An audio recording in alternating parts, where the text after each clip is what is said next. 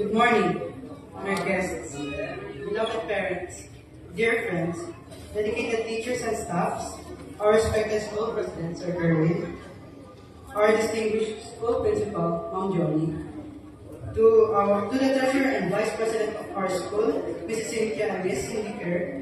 It's truly an honor to stand before you today as the valedictorian of grade 10 Granite.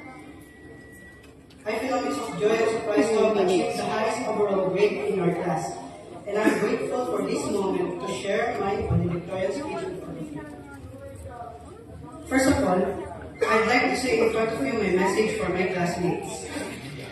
To my amazing friends, I want to express a huge thank you for being such a wonderful support system. The memories we created together hold a special place in my heart. I especially cherish the time when Artie was playfully chasing Janros around the classroom, while Janros was unaware that he was filming the whole hilarious scene on Mommy's phone.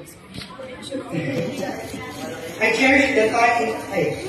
also cherish the moments spent running away from Lune, who was holding a cockroach, as I desperately tried to avoid being the target of his playful antics. Speaking of playful behavior,